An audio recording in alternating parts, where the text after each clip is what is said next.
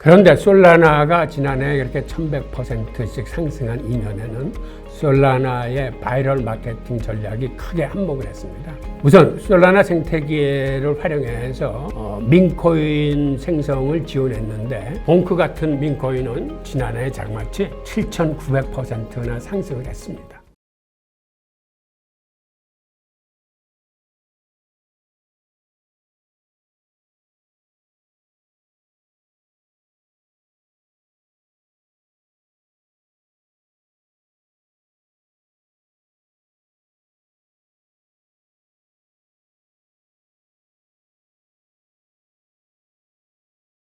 지금 처리 속도를 보면 솔라나는 초당 65,000건인데 비해서 이더리움 같은 경우는 초당 한 15건 정도로 이렇게 차이들이 많이 나고 있습니다. 이번에는 솔라나의 장단점을 한번 들여다보겠습니다. 솔라나의 장점은 빠른 처리 속도와 낮은 수수료입니다. 그 다음에 확장성을 늘리기 위해서 개발의 편의성을 주기 위해서 쉬운 프로그래밍 언어를 사용하겠습니다.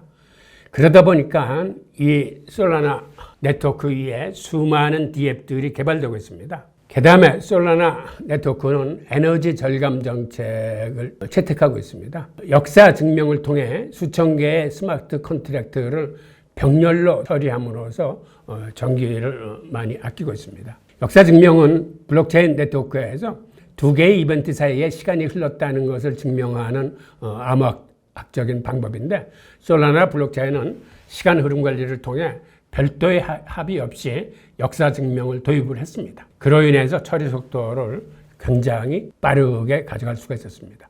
역사 증명은 효율성과 확장성을 크게 향상시킬 수 있는 독특한 접근법인데 빠른 처리 속도의 핵심 기술입니다. 단점으로는 그러다 보니까 네트워크가 상당히 불안정합니다. 그 다음에 빠른 처리 속도와 낮은 수수료 때문에 디도스 공격을 자주 받습니다. 디도스 공격이라는 건 낮은 수수료를 활용해서 동시대에 수많은 공격을 함으로 네트워크를 먹통으로 만드는 그러한 공격입니다. 그 다음에 쉬운 프로그래밍 언어를 사용하기 때문에 이게 해킹에도 약합니다. 그 다음에 상위 30명 검증인이 전체 지분의 35% 이상을 보유하고 있기 때문에 탈중앙화 되지 못하고 이게 중앙화되고 있는 이런 현상을 보고 있습니다. 그리고 앞으로 이 코인이 증권이냐 상품이냐를 분류할 적에 이 20% 룰이 적용되기 때문에 솔라나처럼 전체 지분의 35%가 중앙화되어 있으면 이거는 상품으로 분류되기가 힘들고 이거는 증권으로 분류가 됩니다. 그래서 앞으로 그 FIT 20일 법안에 의해서 대부분의 암호화폐들은 70% 정도는 상품으로 인정을 받아서 SEC의 관할이 아닌 CFTC의 관할로 들어갈 거다라는 그런 법안이 지금 진행되고 있는데, 거기에 가장 핵심적인 부분이 중앙화 비율을 20% 이내로 낮춰야 상품으로 선정될 수 있기 때문에 솔라나는 이 문제를 어떻게 해결할지 두고 봐야 될 상황입니다. 그런데 솔라나가 지난해 이렇게 1100%씩 상승한 이면에는 솔라나의 바이럴 마케팅 전략이 크게 한몫을 했습니다. 우선 솔라나 생태계를 활용해서 민코인 생성을 지원했는데, 그 통해 봉크 같은 민코인은 지난해 장마치 7,900%나 상승을 했습니다.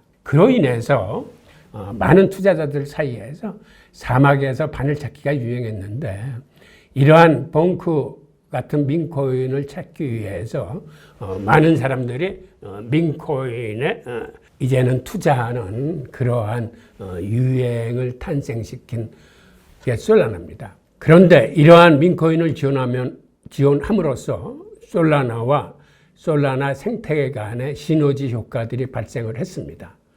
실제로 솔라나 생태계가 활성화되면서 솔라나 생태계가 예전에 비해서는 굉장히 활성화된 모습을 보이고 있습니다. 솔라나의 경우 평균 거래 비용이 1센트 미만이며 처리 속도도 몇 초에 불과한 반면에 지난해 이더리움은 상대적으로 수수료 최소 $15의 비용이 들고 처리 속도도 1분이 소요되는, 그러니까 솔라나와 이더리움 간의 격차가 굉장히 컸습니다. 그러다 보니까 투자자들은 더 솔라나도 몰려들었고, 게다가 솔라나의 그 내러티브, 즉 분산형 물리적 인프라라 불리우는 데핀 프로젝트가 지난해에 크게 주목을 받았습니다. 솔라나가 추진했던 데핀의 종류로서는 분산형 기지국인 헬륨이 있고 지도를 만드는 하이퍼 매퍼 같은 게 있는데, 이 하이퍼 매퍼 같은 경우는 개인들의 자동차에 달려있는 블랙박스를 활용해서 생각보다는 저비용으로 손쉽게 지도를 만들 수 있는 이런 프로젝트입니다. 결국 이렇게 분산형 물리적 인프라를 활용해서 저비용으로 프로젝트를 진행시킬 수 있는 게 데핀인데, 솔라나가 헬륨 프로젝트와 하이브 매퍼 프로젝트 등을 출시함으로써 이 분야에 나름 돌풍을 불러왔습니다. 게다가 솔라나를 만든 창업자들이 퀼컴 출신들입니다. 그러다 보니까 솔라나가 자사의 휴대폰인 사가를 출시를 했습니다. 즉, 사가 휴대폰은 이게 암호화폐 거래와 암호화폐 전자지갑 등에 이제 특화된 휴대폰인데, 이거를 개당 599불에서 799불 사이에 내놓았고, 개발자 버전은 개당 1000불 사이에 내놓았는데, 여기서 특이한 점은 이 휴대폰을 사면은 여기에 봉크 같은 민코인을 같이 껴줌으로써 실제로는 무료로 사는, 심지어는 무료보다도 사는 게, 휴대폰을 사는 게 오히려 돈을 버는 그러한 전략을 썼습니다. 그러니까 예를 들면 이런 겁니다. 휴대폰을 $599에 샀는데 거기에 딸려온 밍크가 799불 정도의 밍크가 딸려오는 겁니다. 즉, 이 얘기는 휴대폰 산 사람들이 오히려 돈을 더 벌었다는 그런 이야기인데, 그러다 보니까 이제는 사가 휴대폰이 완전히 자리 잡기 시작했습니다. 이 솔라나 사가에는 전자지갑뿐만 아니라 NFT 마켓플레이스, 그 다음에 D앱 스토어가 들어가고, D앱 스토어에는 솔라나 블록체인을 이용하는 게임 프로젝트들이 온보딩 됩니다. 그러니까 이렇게 사가 휴대폰을 사면 봉크 등 민코인의 무상 분배로 오히려 매수자가 이익이기 때문에 지난해 사가 휴대폰 2를 출시해서 지금 이 사가 휴대폰 2가 불티나게 팔리고 있습니다. 자, 이번에는 재기성 이론에 대해서 한번 알아보겠습니다. 아까 우리가 세계 3대 선물 시장의 전략을 보면서 여러분들은 어떤 생각을 하셨습니까?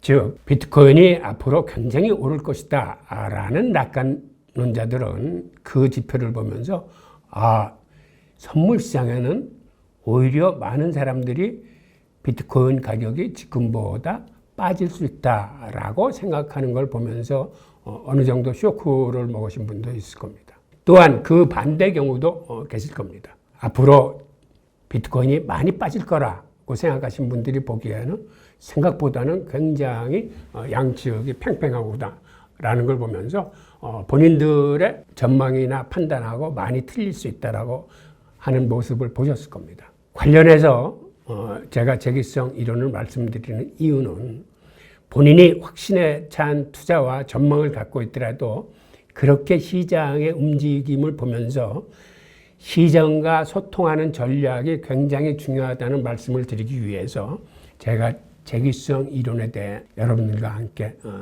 살펴보고자 하는 이유입니다. 우선 재기성 이론의 기초서부터 이제 살펴보면, 투자자가 자산의 균형 잡힌 포트폴리오에 신경 쓰지 않고 확신에 찬 몰빵 투자를 계속하면 언젠가 큰 코 다칠 수 있다는 게 기본적인 포트폴리오의 정신입니다. 그 다음에 투자자가 자신의 투자에 확신이 생기면 자기도 모르게 사고가 경직되고 나아가 확증 편향에 사로잡히게 되기 때문입니다. 이를 철학 공부로 이겨내어 열린 사고와 열린 세계를 추구한 철학자들이 있습니다. 이것이 투자에도 반영이 돼서 투자에 대한 자기 확신이 틀릴 수 있음을 인정하는 오류성과 시장과 상호 교류에 의해 자신의 틀린 생각을 교정해 나가는 상호작용성을 바탕으로 재기성 이론을 완성해 이를 투자에 적용해 큰 돈을 번 사람이 있습니다.